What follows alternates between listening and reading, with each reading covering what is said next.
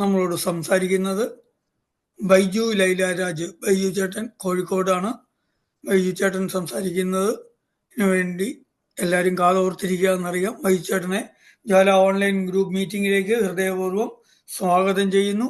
ബൈജു ചേട്ടാ, നമുക്ക് തുടങ്ങാം. Thank you. ഹലോ, കേൾക്കുന്നുണ്ട്. പ്രിയപ്പെട്ടവരെ. കേൾക്കാം. ഓക്കെ. പ്രിയപ്പെട്ടവരെ, ഞാൻ മദ്യാസക്തനാണ്.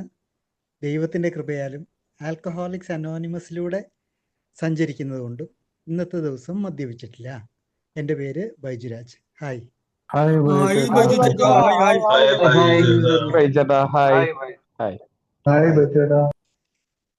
ഓരോ ഞായറാഴ്ച എത്തുമ്പോഴും ജ്വാലയിലേക്ക് എത്താനായിട്ടുള്ള ഒരു സാഹചര്യമാണല്ലോ എന്ന് ഓർക്കുമ്പം തന്നെ വലിയൊരു ഒരു ഉന്മേഷമൊക്കെ ഉണ്ട് കേട്ടോ. കാരണം വേറൊന്നുമല്ല, എൻ്റെ കൂട്ടക്കാരോടൊത്ത് എനിക്ക് ചെലവഴിക്കാൻ കിട്ടുന്ന അനർഘ നിമിഷങ്ങളാണ് ഇതൊക്കെ. എൻ്റെ കൂട്ടക്കാരുമൊത്ത് ഇതെനിക്ക് എൻ്റെ കുടുംബത്തിൽ നിന്ന് ലഭിക്കാത്തൊരു കാര്യമാണ്, അല്ലാതെ ഉള്ള കൂട്ടുകാരുടെ നിന്ന് കിട്ടാത്തൊരു കാര്യമാണ്. ആൽക്കഹോളിക്സ് അനോണിമസിനോടൊപ്പം പങ്കുവെക്കുന്ന ഓരോ നിമിഷവും അതിനകത്ത് ഒത്തിരി ആത്മാർത്ഥതയുണ്ടോ? അതാണെന്ന് തോന്നുന്നു. എപ്പോഴും നമ്മൾ ആത്മാർത്ഥതയുള്ള സ്ഥലങ്ങളിലേക്ക് കൂടുതൽ സഞ്ചരിക്കും. അവിടെ നിന്ന് നമുക്ക് ലഭിച്ചുകൊണ്ടിരിക്കുന്ന ആ ഒരു സ്നേഹവും ആ ഒരു സാഹോദര്യവും ആ ഒരു കൂട്ടിപ്പിടുത്തവും എപ്പോഴും ആഗ്രഹിച്ചുകൊണ്ടിരിക്കുന്നു. അതുകൊണ്ട് തന്നെയാണ് ഏലേക്ക് വീണ്ടും വീണ്ടും വന്നുകൊണ്ടിരിക്കുന്നത്.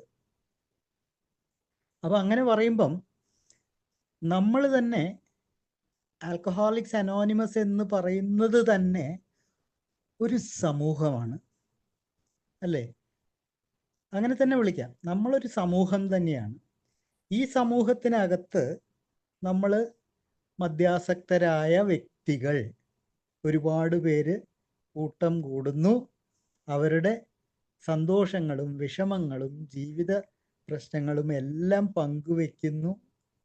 അന്യോന്യം ഒരു പാരസ്പര്യം ഉണ്ടാക്കുന്നു. ഒരാൾക്ക് ഒരു ബുദ്ധിമുട്ട് വന്നാൽ മറ്റൊരാൾ അവിടെ താങ്ങായിട്ട് ഉണ്ട് എന്നുള്ള ഒരു സത്യാവസ്ഥ നമ്മൾ മനസ്സിലാക്കുന്നു. അതിൻ്റെ എല്ലാം ഭാഗമായിട്ട് നമ്മൾ മദ്യത്തിൽ നിന്നും ഒരു ദിവസം വിട്ടു നിൽക്കാനായിട്ട് സാധിക്കുന്നു. ഇതാണ് ഇതിൻ്റെ ഒരു രത്ന ചുരുക്കം. അപ്പം അങ്ങനെ വരുമ്പം ഇന്നത്തെ നമ്മളെ ജ്വാലയുടെ ഈ വിഷയം ഒരു മദ്യാസക്തൻ്റെ സാമൂഹിക ജീവിതം, social life of an alcoholic എന്നുള്ളതാണ്.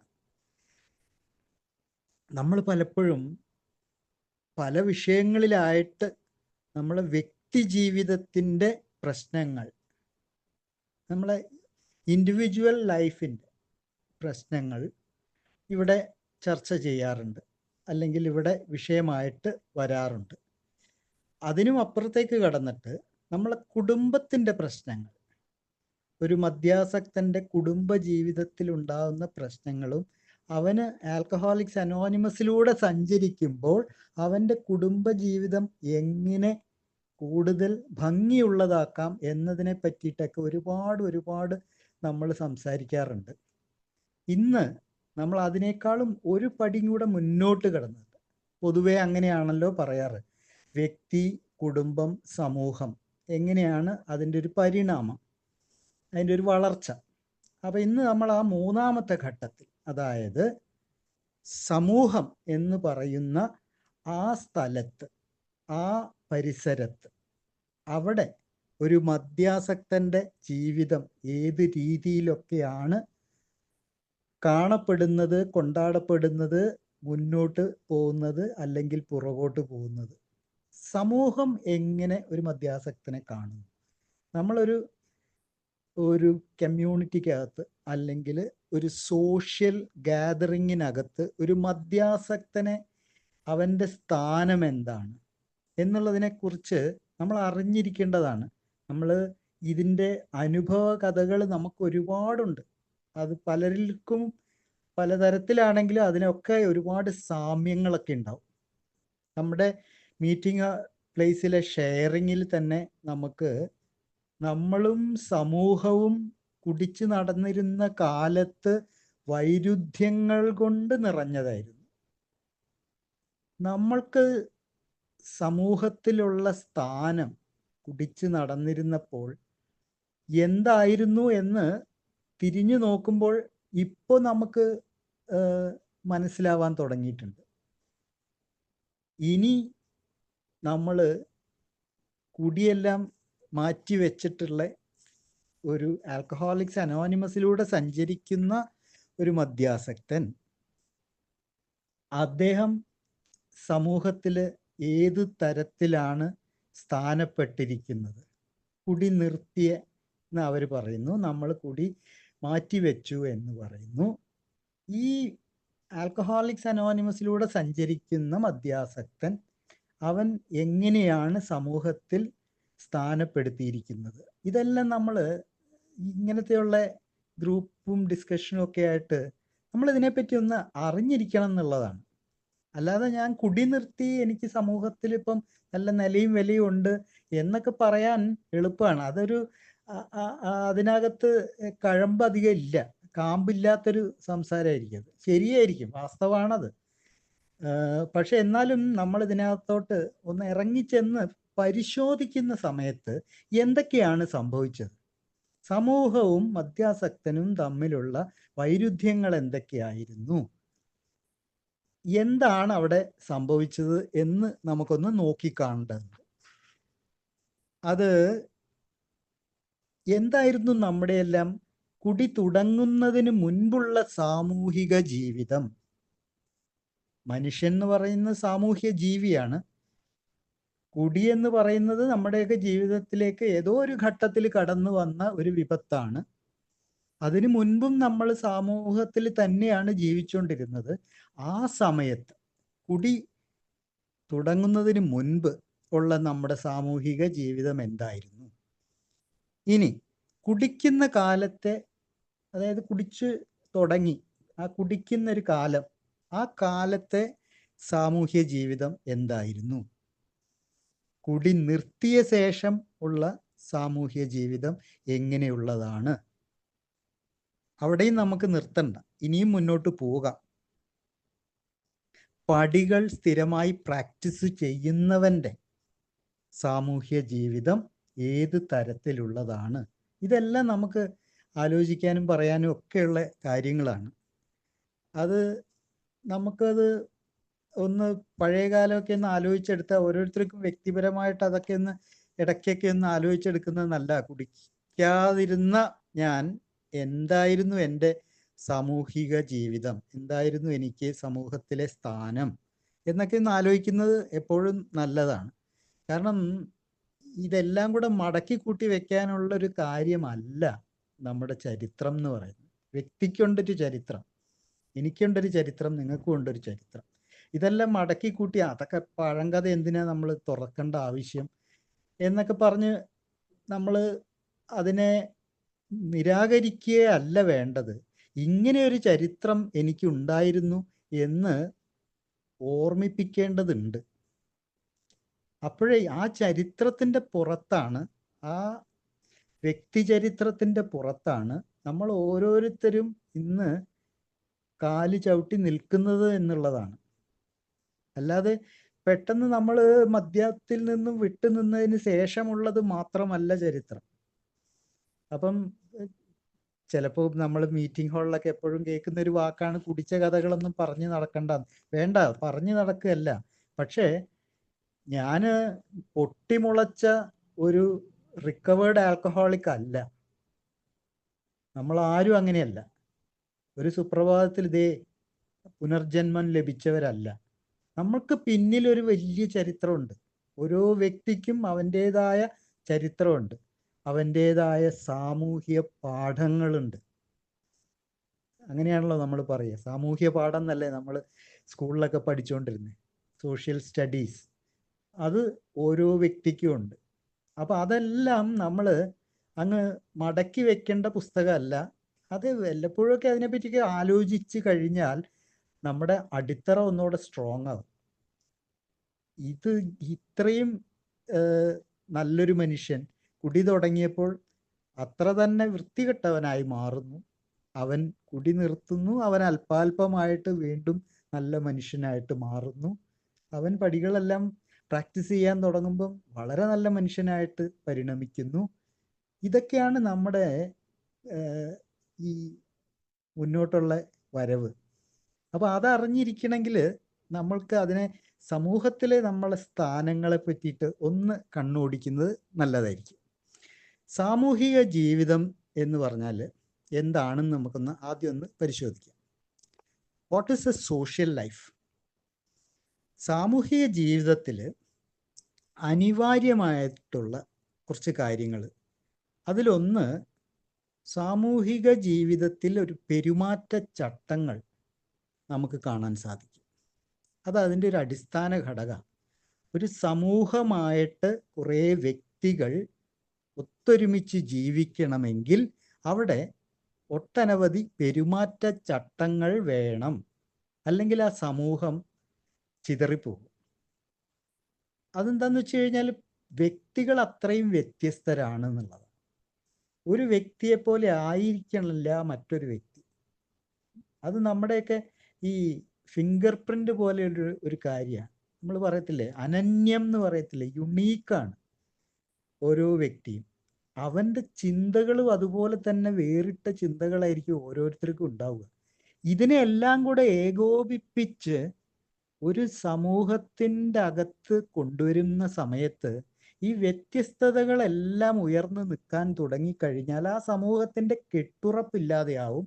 അതുകൊണ്ട് സമൂഹം എന്ത് ചെയ്യുന്നു? സമൂഹം കുറച്ച് പെരുമാറ്റ ചട്ടങ്ങളൊക്കെ കൊണ്ടുവരുന്നു. അതനുസരിച്ച് ഓരോ വ്യക്തിയും മുന്നോട്ട് പോകണം എന്ന് സമൂഹം പലപ്പോഴും അനുശാസിക്കുക തന്നെയാണ് ചെയ്യുന്നത്. ഈ അരുതുകൾ, പാടില്ലകൾ എല്ലാം നമ്മൾ സാമൂഹ്യ നീതിയുടെ ഭാഗമായിട്ട് അതൊക്കെ പരിപാലിച്ചുകൊണ്ടാണ് ഇന്നൊക്കെ നമ്മളിപ്പോൾ പൊയ്ക്കൊണ്ടിരിക്കുന്നത്. ഈ അടിസ്ഥാന ഘടകം, അതായത് ഈ പെരുമാറ്റ ചട്ടങ്ങൾ, ഇവയെ അംഗീകരിച്ചും പാലിച്ചും ജീവിക്കുന്നവനാണ് ഒരു സാമൂഹ്യ ജീവി എന്ന് പറയുന്നത്. അല്ലാതെ വായി തോന്നിയത് വിളിച്ചു പറയാൻ പറ്റുന്നവനല്ല. ഈ സമൂഹത്തിന് ബാക്കിയുള്ളവന് നിരക്കാത്തത് ചെയ്ത് നടക്കുന്നവനല്ല സാമൂഹ്യ ജീവി എന്ന് പറയുന്നത്. അവനെ ആണ് നമ്മൾ ഈ സാമൂഹ്യ വിരുദ്ധൻ എന്നൊക്കെ പറയുന്നത്. അപ്പോൾ ഈ അടിസ്ഥാന ഘടകമായ പെരുമാറ്റ ചട്ടങ്ങളെ ലംഘിക്കുവാൻ, അങ്ങനെ ഒരാൾ ലംഘിക്കാൻ തുടങ്ങിയാൽ സമൂഹം അവനെ മാറ്റി നിർത്തും എന്നുള്ളതിന് സംശയമില്ല. സമൂഹം അവനെ ഒറ്റപ്പെടുത്തും. ഒരുപക്ഷെ സമൂഹം അവനെ സമൂഹത്തിൽ നിന്ന് തന്നെ ഒഴിവാക്കുകയും ചെയ്തു എന്നിരിക്കും. അതാണ്. അപ്പം നമുക്കൊന്നുകൂടെ കോമൺ ഒരു എക്സാമ്പിളിലേക്ക് വന്നിട്ട് എന്താണ് സാമൂഹിക ജീവിതം നോക്കാം. നമ്മളൊരു നല്ല ആൾത്തിരക്കുള്ള ഒരു KSRTC ബസ് കയറിയേക്കുക, അങ്ങനെയൊന്ന് സങ്കല്പിക്കുക. അപ്പോഴെന്താ പറ്റുന്നത് വെച്ചാൽ നമുക്ക് ഇരിക്കാൻ സീറ്റൊന്നുമില്ല, നമ്മൾ തൂങ്ങിപ്പിടിച്ച് നിന്ന് പോവുകയാണ്. തൊട്ടടുത്തുള്ള ആൾക്കാരുടെ കാലിലൊന്നും ചവിട്ടാതെ, അവരെ ഉന്തിത്തള്ളി മാറ്റാതെ നമുക്ക് കിട്ടിയിട്ടുള്ള ആ കൊച്ചു സ്ഥലത്ത് അവിടെ നമ്മൾ അടങ്ങി ഒതുങ്ങി മറ്റുള്ളവരെ ഉപദ്രവിക്കാതെ യാത്ര ചെയ്യുന്നവനാണ് ഒരു സാമൂഹ്യ ജീവി എന്ന് പറയാം.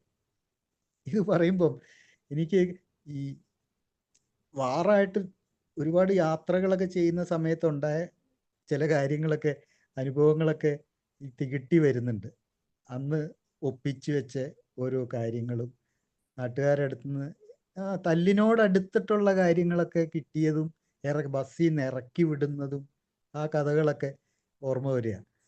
അപ്പോൾ അതിൻ്റെ അർത്ഥം, ഞാൻ കുടിച്ച് കയറിയ സമയത്ത് എനിക്ക് ഈ പെരുമാറ്റ ചട്ടങ്ങൾ ഒന്നും തന്നെ പാലിക്കാൻ പറ്റിയിരുന്നില്ല എന്നുള്ളതാണ്.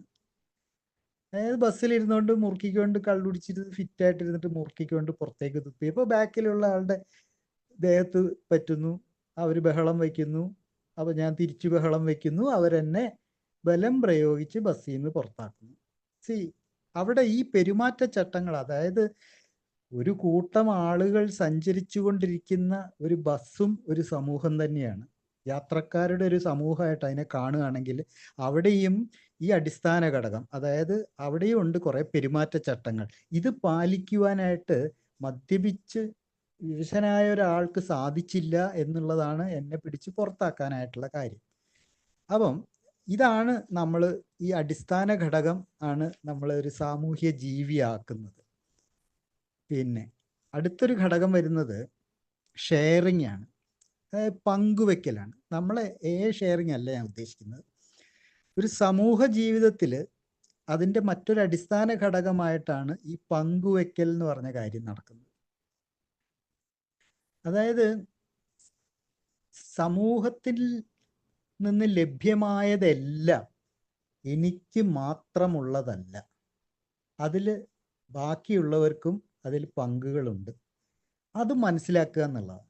എല്ലാം എൻ്റേത് മാത്രം എന്ന് കരുതിക്കൊണ്ട് ഒരു സമൂഹത്തിനകത്ത് ഒരു വ്യക്തിക്ക് പ്രവർത്തിക്കാൻ സാധിക്കില്ല.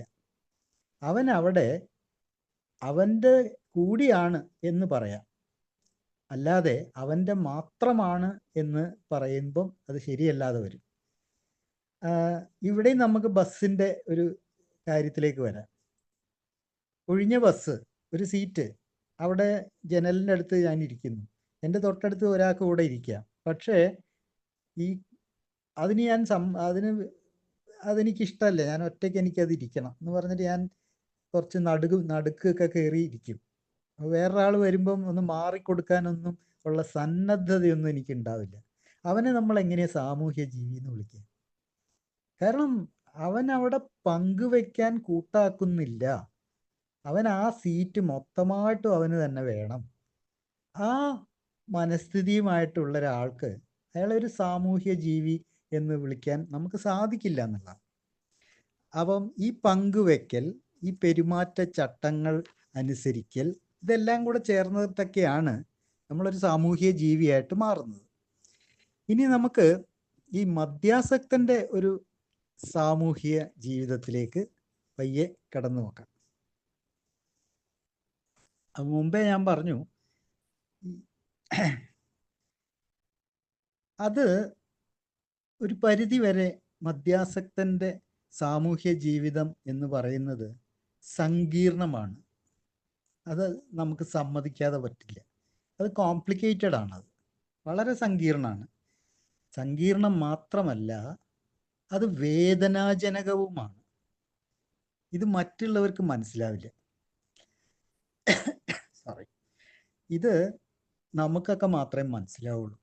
നമ്മൾ സഹിച്ച വേദനകൾ, സമൂഹത്തിനകത്ത് ഒരു മദ്യാസക്തൻ സഹിച്ച വേദനകൾ, ഇത് നമുക്ക് അങ്ങോട്ടും ഇങ്ങോട്ടും പറഞ്ഞാൽ മാത്രം മനസ്സിലാകുന്നൊരു കാര്യമാണ്. നമുക്ക് മറ്റൊരു ആളോട് പറഞ്ഞാൽ മനസ്സിലാവില്ല. ഈവൻ കുടുംബത്തിനകത്ത് പറഞ്ഞാൽ മനസ്സിലാവില്ല. അവിടെ ഒന്നും നമ്മൾ വേദനയൊന്നും സഹിച്ചവരായിട്ടൊന്നും ആർക്കും ഒരു ബോധവുമില്ല. അവർ നമ്മൾ അഹങ്കരിച്ച് നടന്നു, സ്വന്തം കാര്യം നോക്കി നടന്നു, ഉത്തരവാദിത്തം ഇല്ലാതെ നടന്നു. ഇതൊക്കെയാണല്ലോ ആരോപണങ്ങൾ നമ്മൾ നിത്യവും പണ്ട് കേട്ടുകൊണ്ടിരുന്നത്.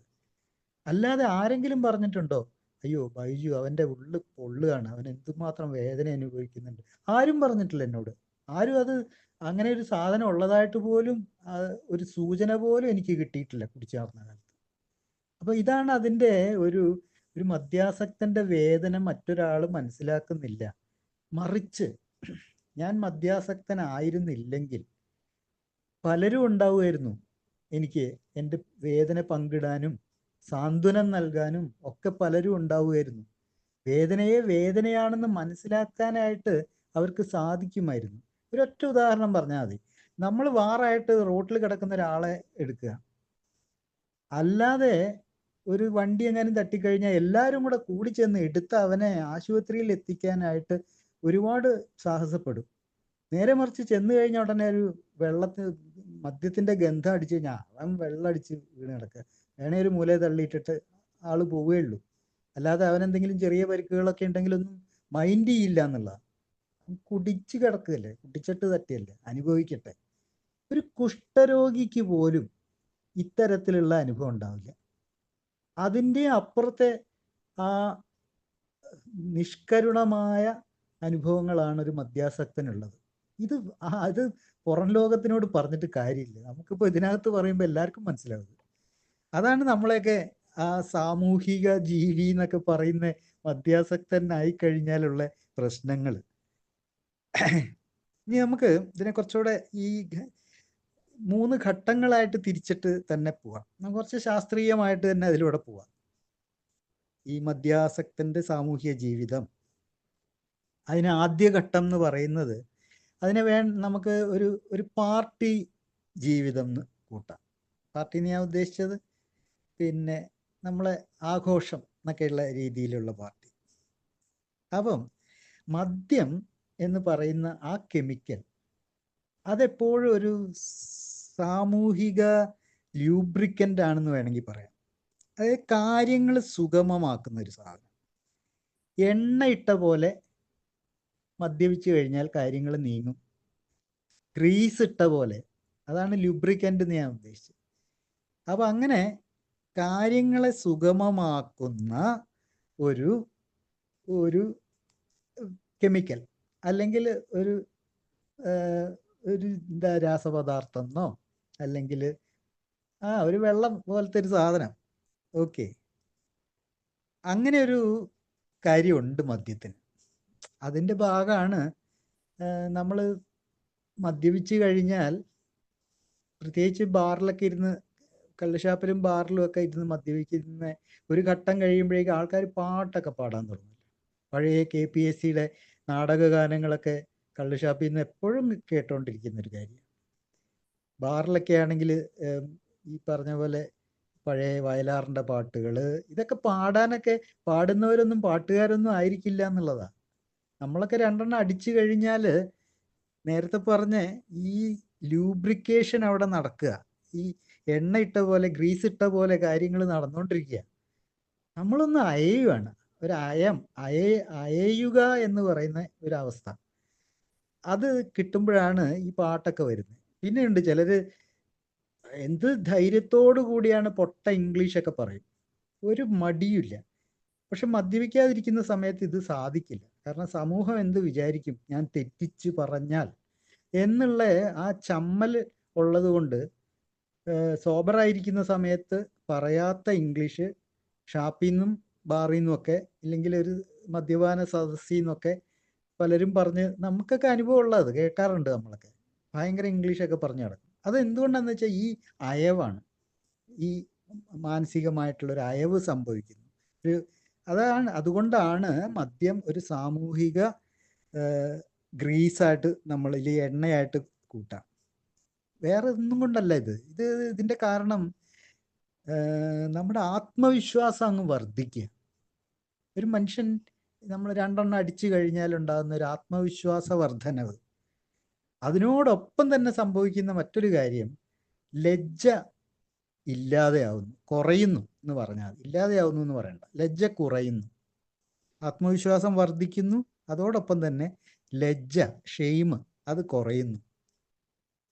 അതിനൊക്കെ ഇഷ്ടംമാതിരി എക്സാമ്പിൾസ് നമ്മുടെയൊക്കെ ജീവിതത്തിൽ തന്നെയുണ്ട്. പിന്നെ സംഭവിക്കുന്നത്, നമ്മളെ സൗഹൃദങ്ങളുടെ വലയം വലുതായി വരാൻ തുടങ്ങും. അത് ഈ ആദ്യകാലത്ത്, ഞാൻ ആദ്യഘട്ടത്തെ പറ്റിയാണേ പറയുന്നത്. ആ സമയത്തുള്ള സൗഹൃദങ്ങൾ ഒന്നിനൊന്ന് വർദ്ധിച്ചുകൊണ്ടിരിക്കും. കാര്യം ഇപ്പം നമ്മൾ ആൾക്കാർക്ക് അക്സെപ്റ്റബിൾ ആയിട്ടുള്ള ഒരാളായി മാറുന്നു. ഈ മദ്യപാന സദസ്സുകളിലൊക്കെ ഒഴിവാക്കാൻ പറ്റാത്ത ഒരാളായിട്ട് മാറുന്നു.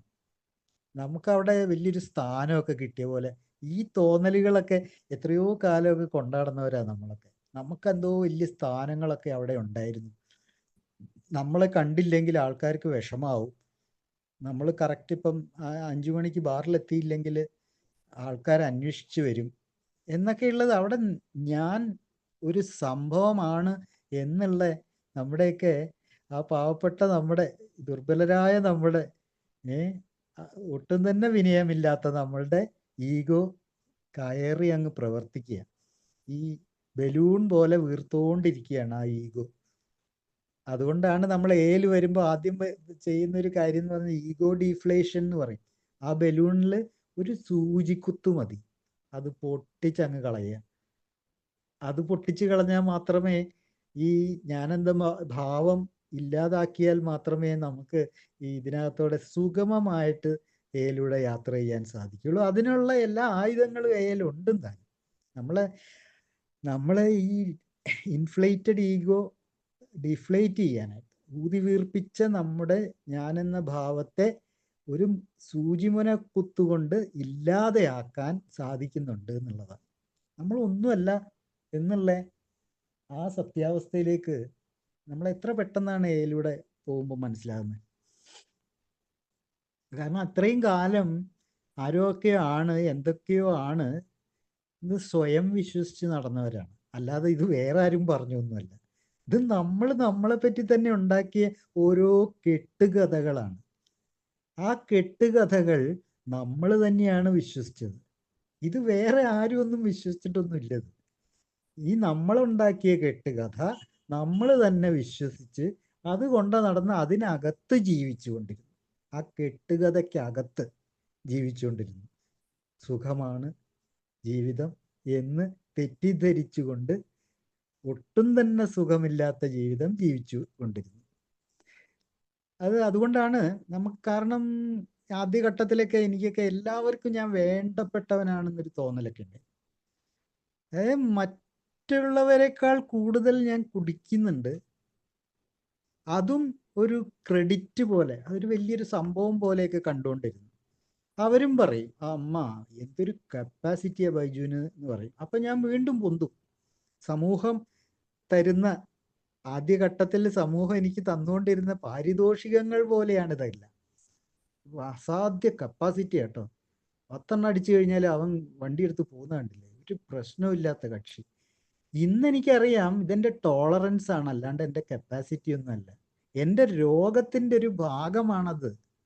ഈ എത്ര കുടിച്ചാലും മതിയാവാതിരിക്കുക, എത്ര കുടിച്ചാലും മറ്റുള്ളവർ ഓഫാവുന്ന പോലെ ഓഫാവാതിരിക്കുക, എത്ര കുടിച്ചു കഴിഞ്ഞാലും വണ്ടി എടുത്തിട്ടൊക്കെ പോകുന്നത് അങ്ങനെ കാര്യമല്ല. അതെൻ്റെ രോഗത്തിൻ്റെ ഭാഗമാണ്. എനിക്ക് ആൽക്കഹോളിൻ്റെ ടോളറൻസ് കൂടിക്കൊണ്ടിരിക്കുക. സഹനം, എൻ്റെ ശരീരം സഹനം ടോളറേറ്റ് ചെയ്യാൻ പഠിച്ചുപോയി ആൽക്കഹോളിനെ. ഇത്രയൊന്നും പോരാ എനിക്ക്, ഇനിയും വേണം, ഇനിയും വേണം, ഇനിയും വേണം എന്നുള്ള ആ ചിന്ത വരാൻ തുടങ്ങി. അതാണല്ലോ നമ്മുടെ രോഗത്തിൻ്റെ ഒരു ലക്ഷണം. അത് അറിയില്ലായിരുന്നല്ലോ നമുക്ക്. ഇതിനകത്തൊക്കെ വന്നതിന് ശേഷം എനിക്ക് മനസ്സിലായത് ഇത് രോഗമാണ്. ഓക്കെ, അപ്പോൾ അത് നമ്മുടെ ആദ്യഘട്ടം. ഇനി നമുക്ക് ഒരു മധ്യഘട്ടത്തിലേക്ക് പോവാം. മദ്യത്തെക്കുറിച്ചാണ് പറയുന്നത്. അതുകൊണ്ട് ഒരു സെൻട്രൽ സ്റ്റേജിലേക്ക്, ഓക്കെ, അവിടെ എത്തുമ്പോഴേക്കാണ് പല ബന്ധങ്ങളും തകരാറാവാൻ തുടങ്ങുന്നു. ഞാൻ പറയുന്നത്, നമ്മളത് ഒന്ന് പുറകോട്ട് നോക്കിക്കഴിഞ്ഞാൽ അത് തെളിഞ്ഞ് കാണും. അത് നമ്മൾ ആദ്യകാലം കുടിച്ചിരുന്ന സമയത്ത് കിട്ടിക്കൊണ്ടിരുന്ന ആ ഒരു സന്തോഷവും ആ സുഖങ്ങളും ആ ഒരു ആത്മവിശ്വാസവും എല്ലാം നമ്മൾ പറഞ്ഞല്ലോ. ദൂരം ഫ്രണ്ട്സ് ആയിരുന്നു, എൻ്റെ ദൈവമേ, സൗഹൃദങ്ങൾ കൊണ്ട് ആഘോഷങ്ങളായിരുന്നു, എല്ലാവർക്കും വേണ്ടപ്പെട്ടവൻ. അപ്പോൾ ഇതെല്ലാം കഴിഞ്ഞിട്ട് അത് തുടർന്നുകൊണ്ട് നമ്മൾ ഇരിക്കുക. പക്ഷെ അപ്പോഴേക്കും നമ്മുടെ സാമൂഹ്യ ജീവിതം എന്ന് പറഞ്ഞ് മദ്യത്തിന് ചുറ്റും കറങ്ങാൻ തുടങ്ങി എന്നുള്ളതാണ്. എല്ലാ മനുഷ്യർക്കും സാമൂഹ്യ ജീവിതങ്ങളുണ്ട്. പക്ഷെ നമ്മളെപ്പോലെയുള്ള ആൾക്കാരുടെ സാമൂഹിക ജീവിതം മദ്യത്തിന് ചുറ്റും കറങ്ങാൻ തുടങ്ങി എന്നുള്ളതാണ്. അതാണ് നമ്മൾ രണ്ടാമത്തെ ഘട്ടം എന്ന് പറയുന്നത്. ആ മധ്യഘട്ടത്തിലേക്ക് എത്തും, സെൻട്രൽ സ്റ്റേജ്. അവിടെ ബന്ധങ്ങൾ തകരാറാകാൻ തുടങ്ങുന്നു. നമുക്ക് മനസ്സിലാകുന്നില്ല നമ്മുടെ ബന്ധങ്ങളൊക്കെ തകരാറായിക്കൊണ്ടിരിക്കുകയാണ്. ഞാൻ ഉദ്ദേശിച്ചത് എന്താണെന്ന് വെച്ചാൽ, ഈ വാഗ്ദാനങ്ങളൊക്കെ നമ്മൾ ലംഘിക്കാൻ തുടങ്ങുന്ന ഒരു ഘട്ടം. അതായത് ഒരാളോട് നമ്മളിതാ 5 മണിക്ക് വരാം എന്ന് പറയുന്ന സമയത്ത് അയാൾ നമ്മളെയും കാത്ത് അവിടെ നിൽക്കുന്നു. നമ്മൾ അങ്ങനെ ഒരു വാഗ്ദാനം, ഒരു പ്രോമിസ് കൊടുത്തത് നമ്മൾ മറക്കുന്നു. അല്ലെങ്കിൽ മദ്യത്തിന്റെ മുന്നിൽ ആ വാഗ്ദാനം ഒന്നുമല്ലാതാകുന്നു, നമ്മൾ മദ്യത്തിന്റെ പുറകെ പോകുന്നു. അപ്പം ഇത്തരത്തിലുള്ള ഒരുപാട് അനുഭവങ്ങൾ. പിന്നെ മൂഡ് സ്വിങ്സ് ആ സമയത്തൊക്കെ തുടങ്ങാനുള്ള ഘട്ടങ്ങളാണ്. നമുക്ക് ചില സമയത്ത് നമുക്ക് തോന്നും, ഇന്ന് ഇവിടെ മറ്റേ വീട്ടിലിട്ട് പോകണ്ട, പകരം ഇവിടെ പോവാം, മദ്യ ഷാപ്പിലേക്ക് പോവാം എന്നൊക്കെയുള്ള ആ ഒരു സാധനം വന്നിട്ട് നമ്മളെ അങ്ങ് വലിച്ചുകൊണ്ട് പോവുകയാണല്ലോ. വേണ്ടാന്ന് വെച്ച് കഴിഞ്ഞാലും ആ വലിച്ചുകൊണ്ടുള്ള ഒരു പോക്കുണ്ടല്ലോ, അതൊരു ചൂണ്ടയെ കുടുങ്ങിയ പോലെയുള്ളൊരു സാധനമല്ലേ. ഇപ്പം അങ്ങനെ എനിക്ക് തോന്നാറുണ്ട്. അന്നേ നമ്മളൊരു ചൂണ്ടയ്ക്കകത്ത് കുടുങ്ങിയിട്ടുണ്ട്. ചൂണ്ടയിൽ കുടുങ്ങിയ ഒരു മത്സ്യങ്ങളാണ്. നമുക്ക് നിയന്ത്രണം പൊയ്ക്കൊണ്ടിരിക്കുകയാണ്. ആ ഘട്ടത്തിൽ എത്തുന്ന സമയത്ത് നമ്മളെ കുടിക്കാത്ത കൂട്ടുകാർ അവർ നമ്മളിൽ നിന്നും മാറി നടക്കാൻ തുടങ്ങും. അതൊരു ശ്രദ്ധിച്ചാൽ മനസ്സിലാവുന്നൊരു കാര്യമാണ്. നമ്മളുടെ ഇടയിൽ തന്നെ മദ്യം കഴിക്കാത്തവർ നമ്മളിൽ നിന്നും മാറി നടക്കാൻ തുടങ്ങും. കാരണം അവർക്കൊക്കെ ഏകദേശം ഒരു രൂപം കിട്ടിയിട്ടുണ്ട്.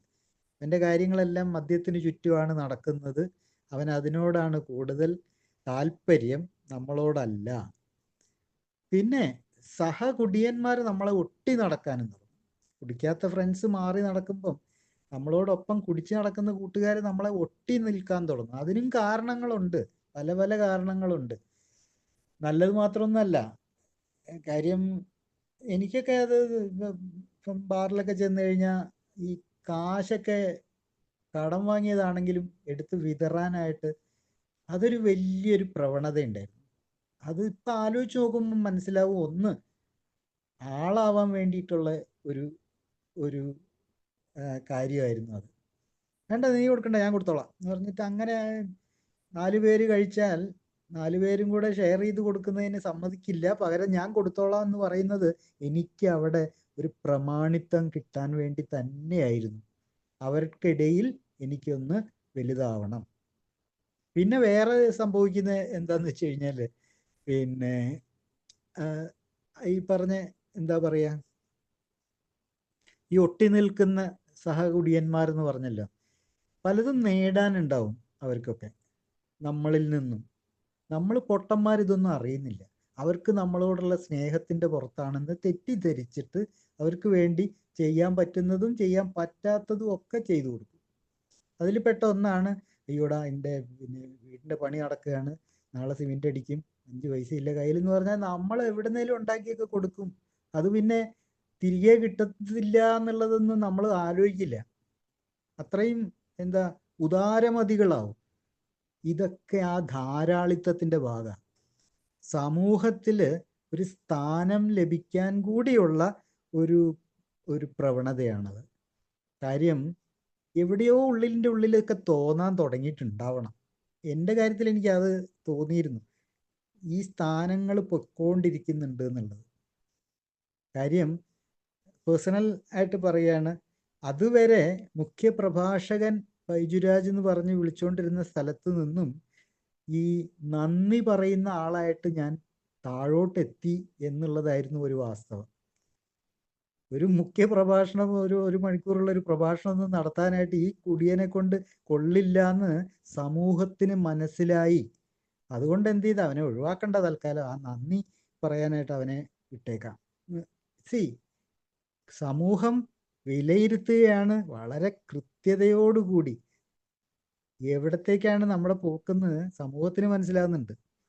അതായത് ഉത്തരവാദിത്തം എന്ന് പറഞ്ഞതില്ലാത്തവൻ, അവന് നീ ഇവിടെയൊക്കെ ഓരോ പരിപാടിക്കൊക്കെ എന്തെങ്കിലുമൊക്കെ സംസാരിക്കാൻ വരുന്നത് 2 അടിച്ചിട്ടായിരിക്കും എന്നൊക്കെ അവർക്ക് മനസ്സിലായി തുടങ്ങി. അപ്പോൾ പിന്നെ ഈ സ്ഥാനം താഴോട്ട് താഴോട്ട് താഴോട്ട് വരാൻ തുടങ്ങി. ഇത് സമൂഹത്തിന് നല്ല ടെൻറ്റക്കിൾസ് ഉണ്ട്. അല്ലെങ്കിൽ എന്താ പറയുക, ഈ ഇതിനെയൊക്കെ കണ്ടിട്ടില്ലേ, ചില പാറ്റായ്ക്കൊക്കെ കണ്ടിട്ടില്ലേ, തലേന്ന് 2 കൊമ്പ് പോലെ 2 സാധനം, അത് അവരുടെ സ്പർശിനികളാണ്. സമൂഹത്തിനുമുണ്ട് ഇത്തരത്തിലുള്ള സ്പർശിനികൾ.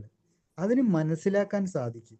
സമൂഹത്തിൽ തന്നെയുള്ള മറ്റൊരാളുടെ നീക്കുപോക്കുകൾ എന്താണെന്ന് സമൂഹം പെട്ടെന്ന് പിടിച്ചെടുക്കും എന്നുള്ളതാണ്. നമ്മൾ വിചാരിക്കുക ആരും അറിയുന്നില്ല, നമ്മൾ ഏതാണ്ടോ വലിയ ആൾക്കാർ, ഒരു കുട്ടി അറിയുന്നില്ല. പക്ഷെ സമൂഹം ഇത് മനസ്സിലാക്കുന്നുണ്ട് എന്നുള്ളതാണ്.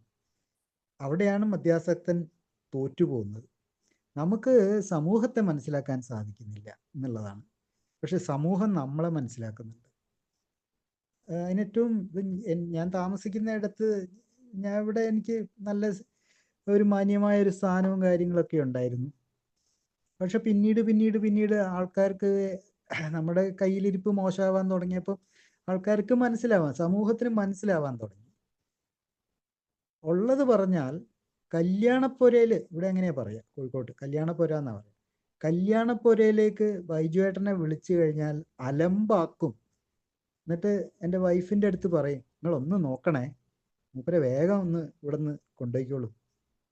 അങ്ങനെ പറയുന്നത് സമൂഹത്തിൻ്റെ, അവർക്കറിയാം ഇവനിവിടെ നിന്ന് കഴിഞ്ഞാൽ കുട്ടിച്ചോറാക്കുമെന്നറിയാം, പാട്ട് കേട്ടാൽ തുള്ളാൻ തുടങ്ങുമെന്നറിയാം, അല്ലെങ്കിൽ വിളമ്പാനായിട്ട് പോയി കഴിഞ്ഞാൽ ഈ പിന്നെ പപ്പടം കൊടുക്കേണ്ടടുത്ത് വേറെ വല്ലതും ഇട്ട് കൊടുക്കുമെന്നറിയാം. അതാ ഞാൻ പറഞ്ഞ, സമൂഹം നല്ല നിരീക്ഷണം നടത്തുന്നുണ്ട്, നമ്മൾ അറിയുന്നില്ല എന്നേ ഉള്ളൂ. അപ്പം അവിടെ നമുക്ക് ലഭിക്കേണ്ട എന്ത് സ്ഥാനമാണെന്ന് നിശ്ചയിക്കുന്നതും സമൂഹം തന്നെയാണ്. ഇവിടെ ഇവനെ ഉൾപ്പെടുത്താം. തീർച്ചയായിട്ടും ഇങ്ങനത്തെ സദസ്സുകളിൽ കയറ്റാൻ കൊള്ളില്ല. അല്ലെങ്കിൽ തന്നെ നേരത്തെ ഞാൻ പറഞ്ഞ മാതിരി മുഖ്യപ്രഭാഷകനെ നന്ദി ചൊല്ലുന്നവനായിട്ട് മാറ്റും. കല്യാണപ്പൊരയിലേക്ക് ദയവ് ചെയ്ത് പെട്ടെന്ന് വിളിച്ചുകൊണ്ട് പോകണമെന്ന് പറയാൻ തുടങ്ങും. ഇതൊക്കെ ഇങ്ങനെ താന്നോണ്ടിരിക്കുകയാണ് സമൂഹത്തിലെ നമുക്ക് ഉള്ള സ്ഥാനങ്ങൾ.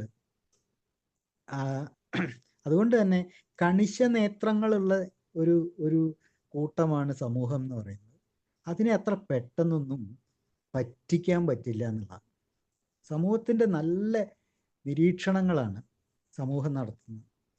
കാര്യം അവർക്കറിയാം ഒരാൾ എന്താണ് അയാൾ എന്നുള്ളത് ആ വ്യക്തിയെക്കാളും നന്നായിട്ട് സമൂഹം മനസ്സിലാക്കിയെടുക്കും. അതൊരു സമൂഹ മനസ്സിൽ നിന്നും ഉള്ളൊരു കഴിവാണത്. നമ്മൾ അങ്ങനെ പറയാം, ഒരു സോഷ്യൽ കോൺഷ്യസ്നെസ്ന്നോ സോഷ്യൽ മൈൻഡെന്നോ എന്ത് വേണമെങ്കിലും അതിനെ വിളിക്കാം. ഇതൊന്നും അറിയാതെയും മനസ്സിലാക്കാതെയും ആണ് നമ്മൾ മദ്യപാനത്തിൻ്റെ ഓരോരോ ഘട്ടങ്ങളായിട്ട് പൊയ്ക്കൊണ്ടിരിക്കുന്നത്.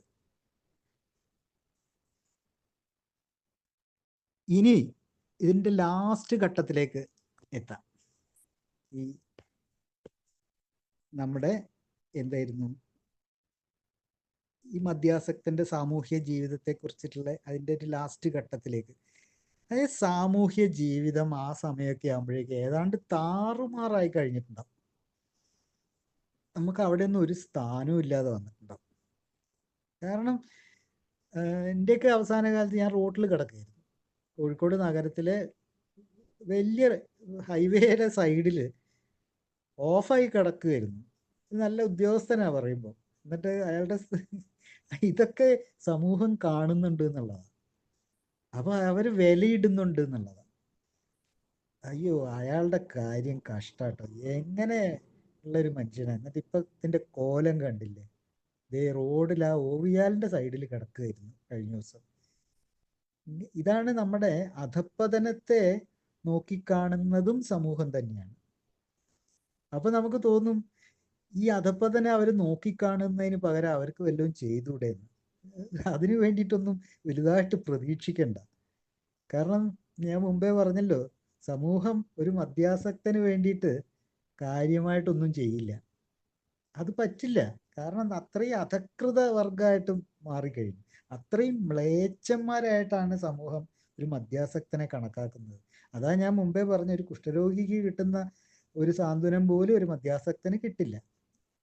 അപ്പോൾ ഈ അന്ത്യഘട്ടത്തിലേക്ക്, അവസാന ഘട്ടത്തിലേക്ക് നമ്മൾ കടക്കുന്ന സമയത്ത് ഈ ചെറിയ സംഘങ്ങൾ ആയിട്ട് നമ്മുടെ കുടിസംഘം മാറിക്കൊണ്ടിരിക്കും.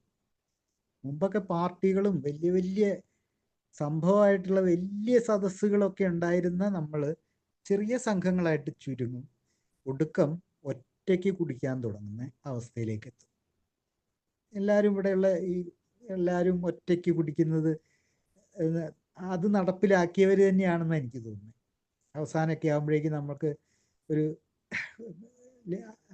ലിറ്റർ ബോട്ടിലും വാങ്ങി വീട്ടിലിരുന്ന് ആരും കൂട്ടില്ലാതെ ഒറ്റയ്ക്ക് മോന്തിക്കൊണ്ടിരിക്കുന്നൊരവസ്ഥ. മറ്റൊരു ഈ ഘട്ടത്തിലെ കാര്യം എന്ന് വെച്ചാൽ നമ്മളോടുള്ള വിശ്വാസം പാടേ ഇല്ലാതെയായി കഴിഞ്ഞു എന്നുള്ളതാണ്. അതായത് നേരത്തെ ഞാൻ സ്ഥാനങ്ങളുടെ കാര്യം പറഞ്ഞു. ഞാനന്ന് വർക്ക് ചെയ്യുന്ന സമയത്ത് പിന്നെ ക്യാഷിലിരുത്താതെയായി. ക്യാഷിലിരുന്നാൽ കുറച്ച് അധികം പൈസയെല്ലാം കിട്ടുന്ന ഒരു സ്ഥലമായിരുന്നു. എന്നുവെച്ചാൽ നമുക്ക് എലവൻസ് ഒക്കെ കൂടുമായിരുന്നു. പക്ഷേ ഞാനൊരു മദ്യാസക്തനാണ് എന്നുള്ളത് എൻ്റെ ആഫീസിൽ എല്ലാവർക്കും അറിയുന്നൊരു കാര്യമാണ്. എങ്ങനെ വിശ്വസിച്ച് ഇവനെ ക്യാഷിലിരുത്തും? അത് അവരുടെ ലോജിക്കാണത്. അവരത് അങ്ങനെ തന്നെ ചിന്തിക്കണം. കാരണം ഒരു സ്ഥാപനമാണ്. ആ സ്ഥാപനത്തിന് ഏറ്റവും അത്യാവശ്യം ആ സ്ഥാപനം മുന്നോട്ട് സുഗമമായി പോകണം എന്നുള്ളതാണ്. അവിടെ ഒരു കള്ളുടീനെ പിടിച്ച് അതിനകത്ത് ഇരുത്തി കഴിഞ്ഞാൽ അവൻ നാളെ അത്യാവശ്യത്തിന് വേണ്ടിയിട്ട് വല്ലതും മോട്ടിച്ചുകൊണ്ട് പോയാലോ? അവരങ്ങനെ ചിന്തിക്കുന്നതിൽ ഒരു തെറ്റുമില്ല. പക്ഷെ എൻ്റെ സ്ഥാനഭ്രഷ്ടം എനിക്കത് സഹിക്കാൻ പറ്റാത്തൊരു കാര്യമായിരുന്നു. കാരണം അവിടുത്തെ ഒരു ഏറ്റവും നല്ല ക്യാഷ് ഡീൽ ചെയ്യുന്ന ഒരാൾ ഞാനായിരുന്നു. എന്നിട്ട് എന്നെ അവർ മാറ്റി എന്നൊക്കെ എൻ്റെ ഉള്ളിൽ ഭയങ്കര വിമിഷ്ടമായിരുന്നത്. പിന്നെ അതൊരു കാര്യം എന്താണെന്ന് വെച്ചാൽ ഇത് അവിടെ മാത്രമൊന്നുമല്ല. ഈ പലപ്പോഴും സമൂഹത്തിൽ നമുക്ക് സ്ഥാനങ്ങളുണ്ടല്ലോ, അവിടെ നിന്നെല്ലാം അല്പാൽപമായിട്ട് നമ്മൾ പുറത്താവുകയാണ്, നമ്മളെ മാറ്റും അവർ. സമൂഹത്തിന് ഇങ്ങനെ ഒരാളെ കൊണ്ടു നടക്കേണ്ട ആവശ്യമൊന്നുമില്ല. അവർക്ക് ഇതിൽ നന്നായിട്ട് കാര്യങ്ങൾ നോക്കി നടത്തുന്ന ആൾക്കാരുണ്ട്. ഇപ്പൊ സാമൂഹ്യ രംഗത്ത് പ്രവർത്തിച്ചുകൊണ്ടിരിക്കുന്ന ആൾക്കാരെ മദ്യാസക്തിയിലേക്ക് കൂപ്പുകുത്തി പോകുന്ന സമയത്ത് അവനെ തീർച്ചയായിട്ടും അവര് സൈഡാക്കും, ഒഴിവാക്കും. അത് സമൂഹത്തിന്റെ ആവശ്യമാണ്. കാരണം സമൂഹത്തിന് എപ്പോഴും മുന്നോട്ട് തന്നെ പൊയ്ക്കൊണ്ടിരിക്കണം.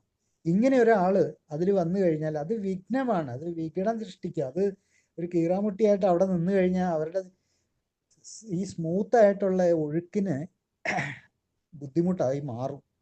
അതുകൊണ്ടാണ് പിടിച്ചു മാറ്റുന്നത്. അപ്പൊ ഈ സ്ഥാനങ്ങളൊക്കെ അലങ്കരിച്ചുകൊണ്ടിരുന്ന ഇപ്പോഴും നമുക്കൊന്ന് ചുറ്റുവട്ടത്തൊന്ന് കണ്ണോടിച്ചു കഴിഞ്ഞാൽ തന്നെ അറിയാം. മുമ്പ് നല്ല സ്ഥാനത്തൊക്കെ ഇരുന്ന ആൾക്കാർ കള്ളുകുടിയോണ്ട് മാത്രം ഒന്നുമല്ലാതായി തീരുന്ന കാര്യങ്ങൾ, അവർക്ക് ആ സ്ഥാനത്ത് നിന്നൊക്കെ അവരെ പിടിച്ചു മാറ്റി. അവരുടെ അധപ്പതനം ഇതെല്ലാം നമ്മളൊക്കെ തന്നെ ഒന്ന് കണ്ണോടിച്ചാൽ മതി. നമ്മളുടെ സാമൂഹികമായ നേത്രം ഒന്ന് ആ വഴിക്കൊക്കെ ഒന്ന് തിരിഞ്ഞു കഴിഞ്ഞാൽ കാണാവുന്ന കാര്യങ്ങൾ അതല്ല. അപ്പൊ അതിൽപ്പെട്ട ആൾക്കാർ നമ്മളുടെ ഇടയിലും ഉണ്ടായിട്ടുണ്ട്. പിന്നൊന്നുള്ളത് അവസാന ഘട്ടമാകുമ്പോഴേക്കും ഇതെല്ലാം കൂടി ആകുമ്പോഴേക്കും ഒരു ഉൾവലിയാനായിട്ടുള്ളൊരു പ്രവണത ഉണ്ടാവും. അകത്തോട്ട് ചുരുങ്ങുക, ഞാനായി എൻ്റെ കുടിയായി, ആ ഒരു രീതിയിലേക്ക് ഉൾവലിഞ്ഞ് സമൂഹവുമായിട്ടുള്ള എല്ലാ ബന്ധങ്ങളും ഇല്ലാതെയാകുന്നൊരവസ്ഥ. നമ്മളെ MT വാസുദേവൻ നായർ ഒരു ഇതിൽ പറഞ്ഞ ആൾക്കൂട്ടത്തിൽ തനിയെ ഹൈ ആയിട്ട് ഏകാന്തതയിലേക്ക് കൂപ്പുകുത്തി വീഴുന്നൊരവസ്ഥ. നമുക്ക് ചുറ്റും ആൾക്കൂട്ടം ഉണ്ടെങ്കിലും നമ്മൾ തനിയെ ആയി പോകുന്നു എന്നുള്ളതാണ്. ഇതാണ് ആ അന്ത്യഘട്ടത്തിലേക്കൊക്കെ എത്തുമ്പോൾ ഉണ്ടാകുന്ന ഒരു വലിയൊരു ശാപം. അപ്പോഴും അവിടെ ഇപ്പം മദ്യം എന്ന് പറയുന്ന ആ വസ്തു സാമൂഹികതയിൽ നിന്നും അതിജീവനത്തിലേക്കാണ് നീങ്ങുന്നത്.